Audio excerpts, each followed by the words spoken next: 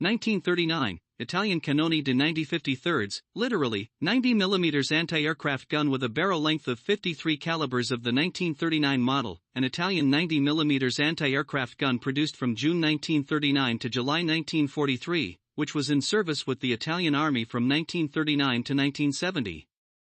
It was developed under the influence of the German 88mm anti-aircraft gun Flak 37. However, the number of 90mm guns produced was limited.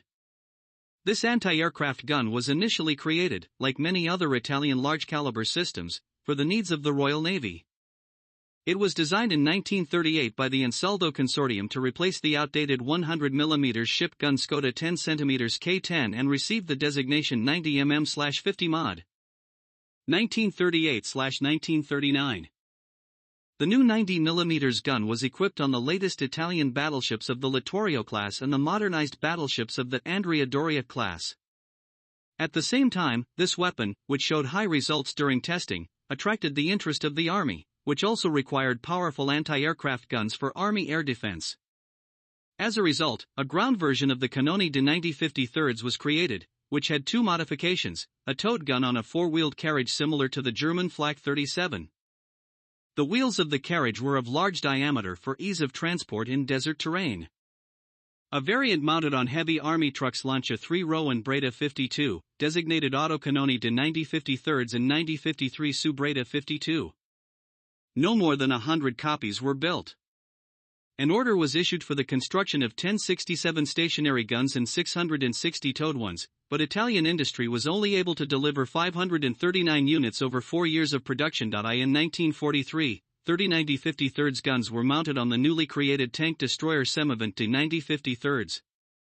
In the same year, an experimental wheeled self-propelled anti-aircraft gun Semavant Ruotato di 90-53 Breda 501 was built. Like the Flak 37, the 90-53 gun was used against both aerial and ground targets.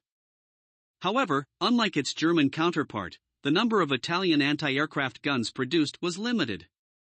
Nevertheless, the effectiveness of the weapon was outstanding, particularly in battles against armored vehicles.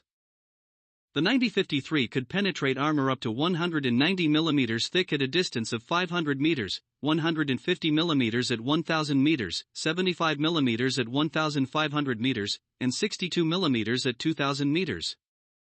Thus, the anti-aircraft gun was capable of destroying any Allied tank, most of which had 70 mm frontal armor. The 90-53 was primarily used in North Africa, however, a significant number of these guns were abandoned by early 1943 due to the rapid retreat of the Italians to Tunisia. After Italy's capitulation in September 1943, about 250 guns fell into the hands of the Germans, who designated them as 9 cm Flak 41, I, or 9 cm Flak 309/1, I.